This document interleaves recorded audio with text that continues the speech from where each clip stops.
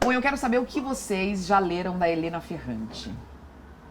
Eu li toda a tetralogia, a série napolitana, são 4 livros. Li de cabo a rabo, assim, numa sequência só. 4 livros de uma vez. Tudo de uma vez? Tudo de uma vez, um atrás do outro. Eu li os 3 primeiros, um atrás do outro, sem ler nada, e agora eu tô economizando, guardando o quarto livro, eu li algumas outras coisas, aí agora eu vou voltar. Eu tenho também os outros livros fora da série, que eu já tenho informações aí, algumas coisas se conectam, algumas coisas são meio parecidas e tal, mas eu tô indo aos pouquinhos aí. Porque senão a febre toma conta, a febre é muito forte. A minha próxima vício, pergunta né? era sobre a febre, sobre o vício. Você falou disso, né? Você não conseguiu despencar sua leitura para outro lado, né? Não, eu acho que esse vício, ele acontece principalmente porque ela tem essa habilidade de transitar muito entre que é bem superficial, bem frívolo mesmo, do dia a dia das personagens. E aí, de um momento para outro, ela mergulha nas profundezas das relações humanas. Ela vai, e principalmente nas relações entre mulheres, né? E isso é muito curioso, porque ela não tem muito filtro, né? É uma literatura bem real, realista, bem focada nas contradições, inclusive, desses relacionamentos, né? E isso acho que prende. Ela tem às vezes é uma novela, você acompanha os capítulos, é algo bem superficial, e de repente quando você vê, você já está naquele drama existencial da mulher vivendo na Itália, numa Itália dos anos 60, do pós-guerra, uma Itália que está tentando se reconstruir, né? E a febre, você acha que te acometeu por quê?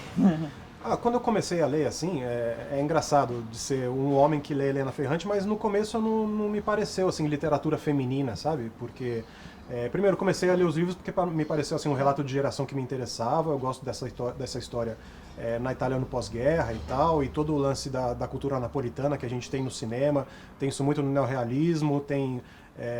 depois de uns tempos pra cá no Gomorra, que são umas histórias que são mais populares, que ganham o mundo, sobre máfia napolitana e tal. Então sim, tem elementos ali que todo o pano de fundo histórico ali que me interessaram, e eu gosto também dessa coisa de geração, minha família, parte da minha família italiana e tal, que vem do sul da Itália. Eu gostava disso, assim, mas ao mesmo tempo eu sempre soube por influências de outras pessoas falando assim, Helena Ferrante, ela escreve pra caramba e tal, e realmente ela escreve demais, assim, essa febre que ela gera nas pessoas. Tem um elemento que é forte, porque ela sempre acaba um livro com um gancho que é dramático pra caramba, você não consegue parar e você tem que ir pro próximo. Isso é uma coisa que é recorrente, ela faz. Mas eu acho que a febre tem a ver também com o jeito que ela narra as coisas. É tudo muito confessional, ela não fica poupando os protagonistas. Tem uma coisa ali de alter ego muito forte que você tenta identificar. E o fato dela não ser uma personalidade pública, assim, todo mundo tenta desvendar o mistério, isso acrescenta a febre. Então eu acho que o jeito que ela conta as histórias, além de ser uma coisa muito confessional, ela realmente não fica se poupando, e ela não fica poupando os seus protagonistas, assim. Tanto que em vários pontos você tem um ponto de vista que o protagonista não tem, e você fica falando, pô, presta atenção, olha o que você está fazendo, olha o que está bem no seu nariz, você não consegue enxergar. Isso tudo se acrescenta, assim, para você ter uma história realmente que te pega, assim. No começo, então, eu comecei a ler não por essa coisa, olha, ela vai fundo na alma feminina e tal. Eu acho que nem seja, no fundo, nem acho que é necessariamente isso. Ela vai no fundo da alma das pessoas, assim, de pais, de filhos, de homens que estão fechados naquele determinismo de você trabalhar para a máfia ou de você trabalhar para o governo comunista e tal. Então eu acho que tem várias coisas ali que conseguem criar um painel bem maior do que essa ideia de ser uma literatura para mulheres. Eu acho que não é só isso, não. Tá, não é uma literatura para mulheres, mas as personagens, as vozes que narram as histórias são vozes de mulheres, né? A gente tem, as vozes são as vozes das mulheres narrando a história. E ser mulher e ser homem é diferente. Isso muda pra você. Você percebe isso em que maneira? Eu acho que é muito pesado, sim. Tanto é muito pesado, muito forte, tanto que dessas discussões, desses mistérios para tentar descobrir quem é a Helena Ferrante, porque ela diz que a figura do autor ela é completamente desnecessária e acessória. A partir do momento que você publicou o livro se torna de outras pessoas. Uhum. E aí todo mundo tenta descobrir se na verdade é um homem, porque rolou uma história de que seria o marido dela e tal. Eu acho que esse tipo de discussão, ele tá refletido nos livros, né? O livro, ele realmente ele percebe essa voz feminina, ele percebe o que é importante nessa discussão da feminilidade e tal. E aí você, do lado de fora, você tentar desautorizar isso, né? Falando, não, talvez tenha sido um cara que escreveu e tal. Será que um cara seria capaz de enxergar esse tipo de coisa e tal? Eu acho que, realmente, a discussão, ela nasce a partir do momento que o livro, ele realmente é muito forte e ele é muito capaz de pegar esse tipo de sentimento, né? Esse tipo de voz feminina. Vocês acham que um escritor, um homem, pode ter essa força da narrativa do universo feminino? Você acha, Lígia? Talvez, acho que com a ajuda de uma mulher, porque também existe essa especulação de que seja um casal, né? Que não seja só o marido, sejam os dois juntos, ou mesmo um grupo de escritores, né? Então isso deixa tudo mais instigante. Mas eu acho que se foi um homem, talvez ele tenha contado muito com o apoio de uma mulher, o suporte ali, com ideias, né? Porque eu acho que a maneira como... Eu acho que ele nasce mais feminino, porque enfim, as duas protagonistas são mulheres, né, desde a infância, e depois vai passando para a Itália dos anos 60, o nascimento dos movimentos feministas. Com esse pano de fundo, ela é obrigada a se posicionar, né? Ela é uma mulher que quer ser mãe, mas também ela tem ambições profissionais, ela quer transitar no universo intelectual, ela sai dessa esfera operária, enquanto uma amiga é operária, a outra é intelectual, e vai para os círculos dos escritores, e isso é predominantemente um ambiente masculino, né? Então isso é interessante, eu acho que aí ela coloca mais, ela esquadrinha melhor ali um ambiente, uma forma, uma atitude, uma postura feminina, né? Recentemente perguntaram para o Jonathan Franzen, que é um romancista americano desses mais importantes atualmente e tal, que ele escreve sempre histórias sobre a elite liberal americana e tal. E perguntaram para ele por que ele não conta histórias sobre negros e tal. Ele falou, pô, você não conta histórias sobre negros porque eu não me sinto capaz de dar voz a esse tipo de personagem e tal. E sabe, ele justificou de um jeito como ele acha que seria uma forma dele se apropriar dessa cultura se ele fosse contar uma história assim. Então essa discussão é muito interessante, assim. Se você conta uma história feminina, você tem que ser uma mulher. Se você conta uma história sobre o movimento racial americano dos anos 60, alguma coisa assim, você precisa ser negro. É lógico que todo escritor ele precisa contar histórias sobre o que ele conhece, né? Sobre coisas que... você percebe um livro ruim quando ele descreve coisas sem se aprofundar, sem especificidades. É um livro ruim que ele fica só no panorama, assim, né? Ele fica só por cima das coisas. E realmente, acho que para você contar uma história que tenha um pouco de verdade ali, você precisa entender do que você está falando, né? Então, nesse caso... Ok, eu não acho necessariamente que um livro da Helena Ferrante precisaria ser uma mulher para contar essa história. Porque, como você falou, tem o lance lá sobre sindicalismo, tem o lance lá sobre o círculo intelectual dos anos 60, movimento feminista, mas ao mesmo tempo uma voz feminina ali, você percebe que realmente ela pode dar uma carga de verdade maior para aquela narrativa. É difícil a gente esquecer essa polêmica de quem é a Helena Ferrante e exatamente quem escreveu esses livros. E agora, a próxima pergunta, eu queria que vocês esquecessem um pouco disso e que a gente olhasse para os livros dela. Você, Hessel, aí eu estou perguntando para um homem, você que também lê bastante, identifica na literatura da Ferrante e nessas características e nesse aprofundamento na alma feminina, algo que você já viu em outros escritores? Foi algo que de alguma forma te tocou? Se embrenhar no mundo feminino te tocou? O que eu percebo nos livros dela, que eu acho que é uma tendência, assim, que é muito presente, tem o Karl Ove Knausgaard, estou lendo o livro dele agora, que ele tem aquela série sobre a vida dele, que é toda autobiográfica, ele já veio para Flip e tal, também é muito presente nos livros dele, que é uma coisa de você pegar sua própria memória. Os livros não são necessariamente autobiográficos, assim como os livros da Helena Ferrante não são necessariamente autobiográficos. Mas você usa a sua memória para construir essas narrativas. Então os livros, eles, no caso dela, no caso dele também, que é escandinavo e tal, ele tem outra pegada, mas são livros muito confessionais, assim. Você percebe que tem muita coisa ali da sua própria experiência transformada numa ficção, transformada em narrativa, e eu acho que isso é uma tendência que está nos livros dela e que é muito presente, e ela realmente é uma das pessoas das autoras mais importantes desse movimento, que é você não necessariamente constrói um universo ficcional, mas você pega suas experiências para moldar esse universo de ficcional. Então eu acho que nesse ponto ela realmente é excepcional. Não, mas eu quero saber se te tocou.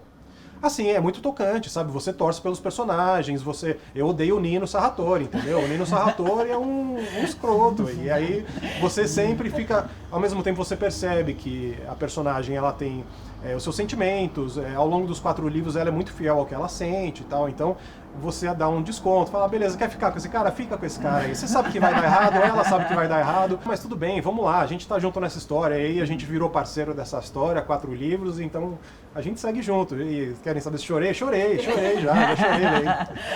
É isso que a gente queria saber. Arrancamos a resposta. Porque a impressão que eu tenho é que alguns pensamentos ali do livro, algumas reflexões femininas, estão muito longe do universo masculino. E algumas reflexões que... algumas ações que são empurradas pelo machismo. São experiências que os homens não têm. É isso. Pronto, cheguei onde eu queria chegar. Experiências que os homens não têm. Você sentiu isso ou não? Eu acho que sim. Eu acho que, por exemplo, a primeira noite dela, quando ela perde a virgindade, é uma narrativa que é muito particular. Aquilo lá é difícil você ter uma dimensão daquilo como homem, porque o ponto de vista masculino é completamente diferente. Assim. É de você ter uma entrega e você não sente prazer, às vezes, naquilo, e você entrega mesmo assim, porque é uma experiência, é uma transição, sabe? Tipo, é uma coisa muito forte e o homem não tem aquilo. Você sente isso, Lígia, você sente uma identificação, mas você sente a força desse ângulo da história? Com certeza, com certeza. É muito único, por isso que eu acho que tantas mulheres que leem, que eu tenho contato, que gostam de ler, elas são fisgadas por essa febre, porque é um idioma muito próximo ali da gente, né? Principalmente, eu concordo com o resto, eu acho que essa cena especificamente da primeira noite dela é emblemática, né? É muito importante. E isso gera também, na narrativa, né? Gera um caminho novo para ela, né? Da origem ao livro. E aí ela vai se tornando quem ela é, né? Ao longo da história. Então isso é legal também. E que outras cenas te impressionam no livro? Que outros aspectos te impressionam no livro, Lígia? Olha... Nos livros. Eu gosto muito de uma frase, ela tem uma precisão quase cirúrgica, assim, né, pra falar de relacionamentos e tal. E ela fala, uma das frases que ela fala diz assim, que toda relação intensa entre seres humanos é repleta de armadilhas. E caso se queira que dure, é preciso aprender a desviar delas. E eu acho que isso é tão humano, né, é tão real. E às vezes, a gente passa a vida ignorando isso, ou fingindo que isso não está aí, mas está. É algo que está tão presente, mas às vezes a gente não vê. E ela vai lá e escancara essas pequenas armadilhas, que às vezes são tão cotidianas, né? Mas às vezes também são tão importantes, né? Na vida, na história de alguém. A relação entre as mulheres, o livro e os livros dela, a literatura dela tem essa presença muito forte. Mães e filhas, amigas. Como é que vocês enxergam essas relações retratadas no livro? Eu acho que tem uma relação fundamental, que é a da amiga genial, é o nome do primeiro livro, que é a amiga dela que não tem a mesma oportunidade de trilhar esse caminho intelectual, ela se casa muito cedo, tem filhos muito cedo, então eu acho que isso é fundamental para a estrutura toda da série, que é você fazer a separação, né, dessa Itália que talvez seja uma Itália parecida com a Norte, ela vai morar depois em Milão, em outras cidades e tal, que é essa cidade... que é essa Itália continental, que é a Itália que a gente vê das pessoas bem vestidas e tal. E tem a outra Itália, que é a Itália da Península, que é a Itália da Sicília, que é aquela coisa realmente mais pobre, da amiga que vai trabalhar na fábrica de salsicha, de embutido, que a descrição inicial é muito forte, é um negócio tenso pra caramba. E essa divisão, que é uma coisa meio... que já pega mais no melodrama, já é uma coisa parecida com o neorrealismo italiano, assim, eu acho que isso é o grande esqueleto dessa história, assim, sabe? Além das relações e tal, que é uma coisa que vai avançando e vai mudando ao longo dos livros, mas eu acho que o esqueleto da série é essa, assim, e, tipo, essa relação das duas amigas é uma das melhores relações que eu li em livros, assim, que eu peguei para ler nesses últimos anos. As observações sobre a maternidade também, né, Lígia? Também são... É uma relação muito contraditória, é isso que eu acho interessante também, né? Porque enquanto a amiga é aquela que inspira, que estimula, mas também ela gera insegurança, ela gera briga, conflitos, né?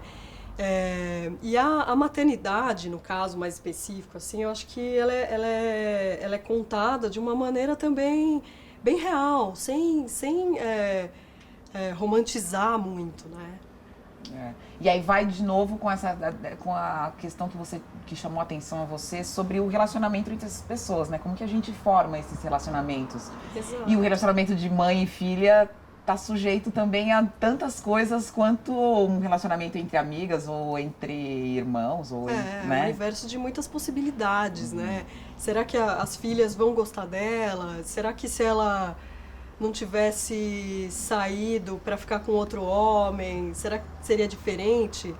Será que essas filhas veriam a mãe de forma diferente? A gente nunca vai saber, né? Não. Falando em cinema, você falou várias vezes e muitas pessoas fazem essa associação. As personagens do livro você conseguiu associar com alguma heroína do cinema italiano, algumas heroínas, algumas dessas mulheres que foram retratadas no cinema italiano? Ela tem a amiga genial e a imagem que eu faço dela é da Anna Magnani, que é a atriz que trabalhou muito com Visconti. Ela fez uns filmes mais importantes do neorrealismo, que é aquela mãe sofrida, é aquela mãe siciliana que carrega o mundo nas costas e tal. E pra mim é a associação imediata que eu faço, assim. É a imagem que eu tenho dela da cabeça, e essa imagem eventualmente vai se desfazer, porque estão fazendo série de TV, vão adaptar para vários lugares, a febre é mundial, assim, isso vai se desfazer, mas por enquanto essa é a imagem que eu tenho.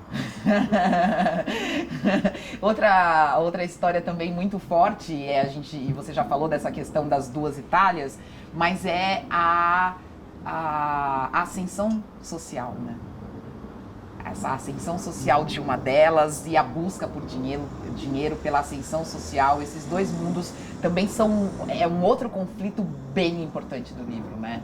É bem importante porque eu acho que você acompanha também, né, toda a história da Itália nessa época. Você tem os socialistas tomando poder, e essa coisa de você acompanhar os movimentos sociais dos anos 60 e como que a esquerda ela se transforma intelectualmente, se transforma politicamente. Isso é muito rico também no livro, embora seja mais pano de fundo, assim. Mas tem a angústia da Helena de nunca se sentir uma pessoa à parte dessa elite. Tem em todos, a vida dela inteira é essa, né? Ao mesmo tempo é isso, ela sai do dialeto para o italiano clássico, mas ela também não se sente parte desse mundo, né, dessa elite. E Nápoles, apesar dela ir para Milão, dela sair desse núcleo, Nápoles é um centro gravitacional, né? Ela volta para o bairro, para a vida do bairro, e aí volta a fazer parte dos amigos de infância.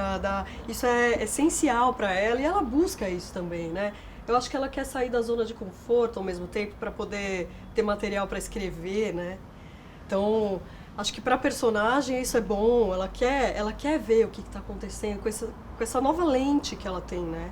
Eu acho que tem um elemento ali de inconformismo e que é muito forte, porque ela vai para Milão, só que em Milão ela acha todo mundo falso, todo mundo pouco natural, e aí depois quando ela volta para Nápoles, ela acha todo mundo grosseiro e ela não se ajusta em nenhum dos dois lugares. E realmente é uma busca, a série toda é uma busca de uma identidade, é uma busca de relações que sejam verdadeiras, uma busca de coisas que sejam satisfatórias para ela, e ela é insatisfeita por excelência. A amiga também, só que a amiga ela é insatisfeita, mas ela tem que se ajustar a várias coisas, por questões sociais e tal. Então acho legal como a jornada das duas continua paralela, apesar de todas as coisas que elas passaram durante a vida toda. Muito bem! Adorei! Muito legal, Foi, eu adorei rolou. também.